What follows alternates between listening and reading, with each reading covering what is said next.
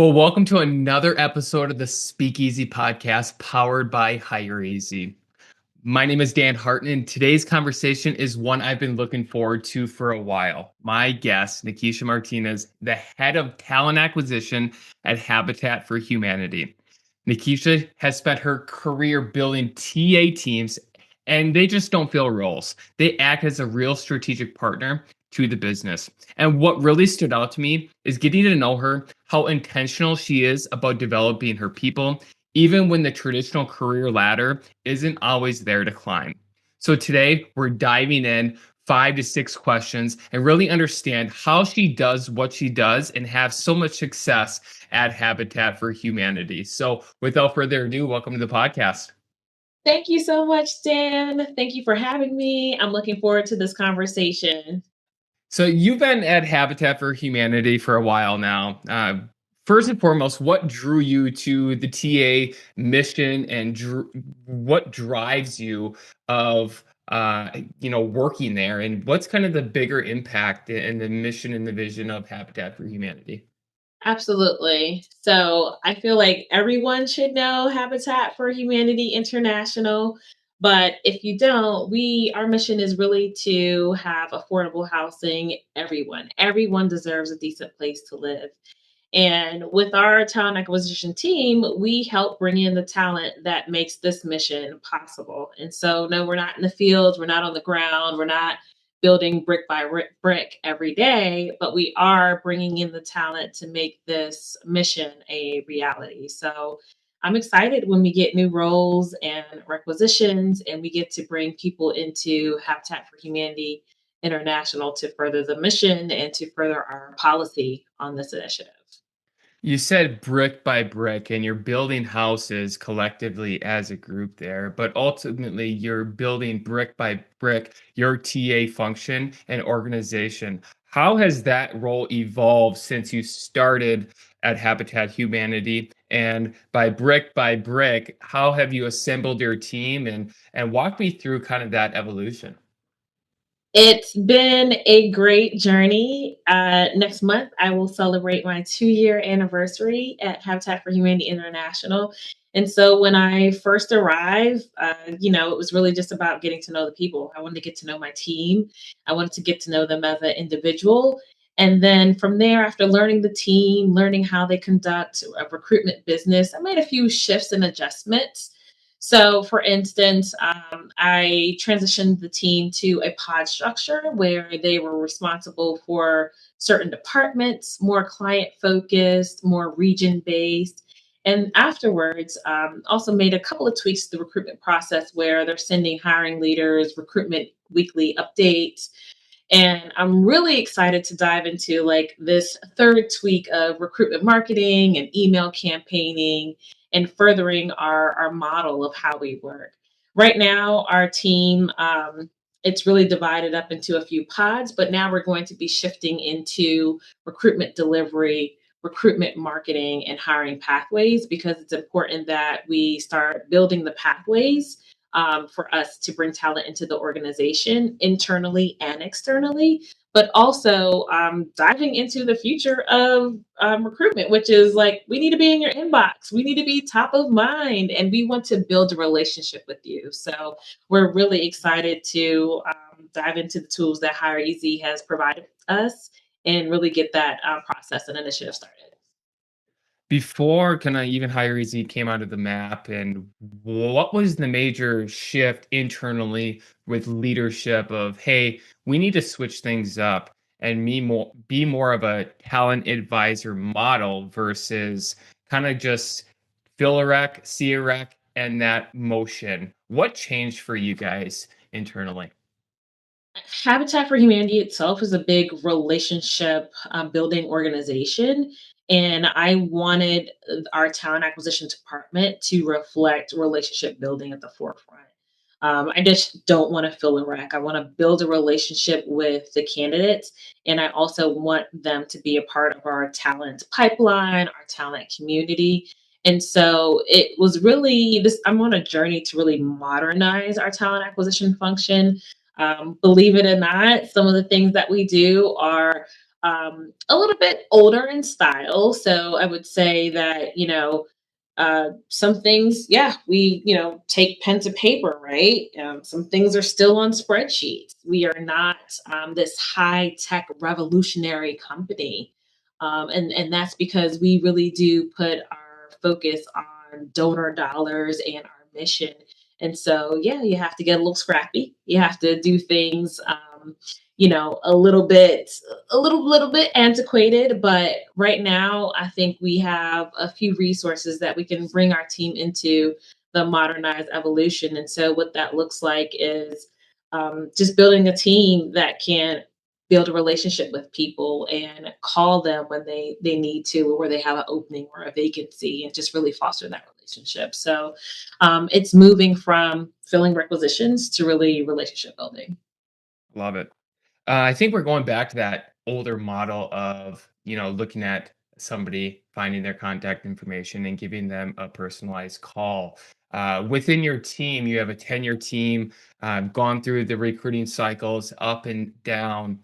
What was your message to them of, hey, we have some quote unquote old school operations, but we are going to introduce some modern technology to speed up the recruiting process, in the end, ultimately going back to that model of relationships first and being true business partners to your internal teams, and externally having that candidate experience be world class. What was that shift? What was the experience within your team? And how do you deliver that message of let's use technology to speed up some tasks that we can ultimately take that time to put forward for the customer candidate experience? Absolutely. They're really excited. They're really excited. But at the same time, I think we all suffer from a little bit of change fatigue, right? Mhm. Everything's changing day by day. And another thing I have to remember to do, right? But ultimately, the general sentiment was being excited. And so, with that, the team has really leaned into making those shifts. And so, they are on board with learning more about recruitment marketing. They are on board with being able to talk to the candidates and start pipelining candidates. So they're really excited about the future. I mean, my message to them is all of these items that we're doing, all of these shifts, all these changes, essentially, it's going to make our job a little bit easier. It's going to make the candidate experience increase. It's going to make hiring manager satisfaction increase. And so when you have those kind of gold stars as your outcomes, everyone is on board. And I think it's about sharing that shared vision. Yes, it's going to be a little bit bumpy in the beginning. Sure, there are a lot of changes, there's a lot of tweaks to remember, but if we remember the reason why, our why behind it, and know that we're reaching for the outcomes of just like building relationships and all in an effort to make our jobs a little bit easier, they're leaning in. They're leaning in heavy. And so I will say I have the greatest TA team out there. So shout out to the talent acquisition team at Habitat for Humanity International. They are worth their weight in gold for sure. You've got a tenor team. Your passion for them and your love for them really speaks just as you talk about them. And it seems like your team is hungry to grow. Sometimes, right now, promotions are tied to business needs, not just performance. And from a leader in the big scheme of things in talent acquisition right now, how do you keep people energized and develop them when the title ladder is maybe limited currently right now within the state of TA? What a timely question. I just had a conversation with my team today about just role differentiation, career projection, and promotion. And sometimes, you can't change the business need or the organizational needs, but you can tweak how you perform within your own team. And so, as a leader, I'm 100% invested in my team and their professional development. We have invested in AI HR certifications and webinars. invested in new tools, hireEZ, so they can learn how to do recruitment marketing and campaigning. And you all have a plethora. I mean, shout out to you all. I have to say it. I mean, there's a plethora of resources out there for recruiters, the Recruiter Academy, and just free conferences. So all of these items are enriching their capacity and their capability to be true talent acquisition advisors and consultants. And we're also instituting buddy systems with hireEZ. It's a new platform, it's a technology, but we want to make sure that they have support system. And so they have a buddy. We're rolling out Workday. They have a Workday buddy. Like we have this notion that we are all in this together. And so when you don't have the ability to have a business need or have an additional headcount, it's really about increasing and growing capability. So you may not have the title, but I'm certainly going to teach you all that can be taught in this space so you can become even more of a SME and grow your expertise. And so that's the notion that I like to take, is that I'm going to, one of my top strengths is learner, and I also like to teach. And so that's what we're going to do. We're going to teach you to be the best that you can be in the areas that you really have a desire to learn. Love it. You are, it seems like you're in the middle of a big platform transition, and it only works with that adoption piece and the buddy system and holding people accountable. Your move from Brass Ring over to hireEZ, without giving too much away, what problems were you trying to solve when you started that search on, hey, we're going to be moving forward in the modern technology, still have our roots of customer first, candidate first centric relationships. Uh, Help me understand why the decision and what are the things that you were trying to solve as maybe other companies are kind of in that same boat as you. Absolutely. So number one, like who doesn't want to work at Habitat for Humanity International? We get thousands of Yeah. applications, right? So protecting my recruiters' time, yet making sure that they are going through the candidates that apply, was problem number one to solve. I want to make sure that people that take the time to apply are getting their application reviewed, and if you Mhm. are qualified, you will move you to the next round and quickly. When you are relying on a human to go through, let's say, 900 applications within a span of 4 days, it's a lot of bandwidth, right? And we have a lot of competing priorities. So I would say that is definitely number one. Number two, we have a lot of great people that we want to hire, but there's only one winner. So only one position. So two, I wanted to solve, like, how do we keep in touch with all of these amazing people that eventually we want to hire, because we're going to grow, we're going to scale, and guess what? Houses aren't getting cheaper, right? So we need more talent to help us. So problem number two, I wanted to keep in touch with people. I wanted to build real relationships. I wanted to be in your inbox. I wanted you to know when we're opening a role next. And then three, I would say, as we're transitioning from Brass Ring to Workday, I want to make sure that I'm keeping in touch with all of the good leads that we've had over the past couple of years. So, how can we do that? Making sure that we're protecting their privacy and their data, and making sure that we're reaching out to them, that they just don't get lost because we decided that we need a new system. So those are the top three problems that I wanted to solve. And I think that in doing so, we're also elevating and moving into a more modernized talent acquisition landscape. What was the response from your internal teams with your recruiters, your sourcers, your leaders of adopting some of these strategies? And any early success that you've seen, or what is kind of their response to this change? I would say in the beginning, there's always questions of why now? What's the business case? But there is certainly power. I like to say that people pay for leads all the time, right? When you're in the talent acquisition space, you're paying for people to get eyes on your posting. You're paying for lists, or you're paying to go to conferences. You're paying to get people interested. And while we don't have an interest problem, I think our brand is great and it's huge. and certainly doing a lot for the people that need affordable housing. I will say that it's still important for us to not pay and leverage our resources appropriately. And so we want to make sure that we are taking those resources along with us. So um, eventually, after several conversations, probably months of conversations, everyone started leaning into the idea and adopting and getting on board with, yes, this is the way of the future. This is what we need to do. I think it's very similar to AI. People are nervous in the beginning, and then you have a slower adoption.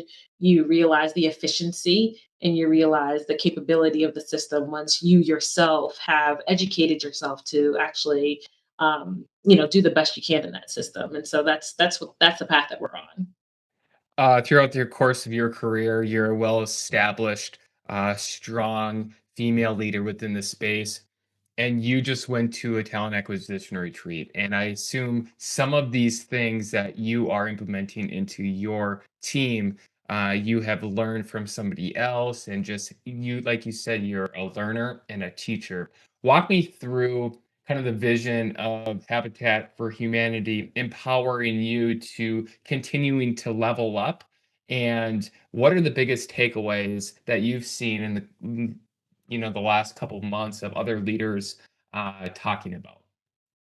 Absolutely. So I will say, just as I am invested in my team, Habitat for Humanity International is invested in me, and we have professional development dollars. Matter of fact, that's how you and I met, right? Through Yeah. going to Recruit DC. I used those dollars to go to a local conference because while we recruit internationally, I don't really know a lot of people locally. I have a handful of Mhm. people, and while I've recruited in, South Carolina, Pennsylvania, and New York, I have great networks in those locations. But locally, it was a little bit lackluster, so to speak. And so I wanted to make sure that I was increasing my network there. And so that certainly they invest into their people with those professional development dollars. And I will say, I always bring back my learnings from conferences, whether I'm taking pictures, whether I'm sharing slides, and sometimes we will also have just deep dives or conversations on things that I'm learning as well. And so I do that at every conference that I get. And I encourage people that go to conferences to bring that wealth of information back to the team.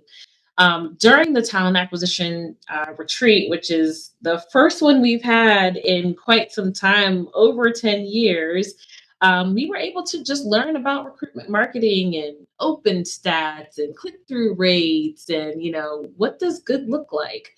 And so that was a great conversation to have with our team, and also just kind of reimagining our future. Like, what type of team do we want to be, and how do we want to show up, and how do we want to use AI responsibly? So those are all of the, even using a prompt to better market our job descriptions. We did some use case workshops, and it was phenomenal the types of outcomes that we got. And so now we're adapting that in real life, right? Building a Mhm. prompt library. So we learned a lot. We continue to learn a lot, and we continue to share with each other. And so, really love that my team gets to do that. Love it. As we wrap up, any words of advice, anything else that you would love to share with the audience? I would say invest in your people. Take the time to invest in yourself. I know as leaders, it's always, people first, leaders last. And my advice would be, as you're dishing out your advice to your direct reports or your team, take a moment to reflect and take the advice yourself. So we do a lot of coaching, but sometimes we need somebody to coach us. And so if you don't have a coach, I would say invest in getting a coach. And at the very least, just take the advice that you dish out. Love it. From a leader to leaders that are listening to it as they're evaluating their tech stack and their operation in the modern technology, as you kind of made the switch, what advice would you tell them as they evaluate different tools, solutions out in the market? What meant most to you, and what should they look at when they make a solution change as they have conversations in the modern technology? Absolutely. As you know, we are in the nonprofit space, so funds are tight. And so I wanted to get the most I could for my money. And when looking at a solution, I wanted to see results. It was nice to hear from others how their experience has been leveraging and utilizing other tools.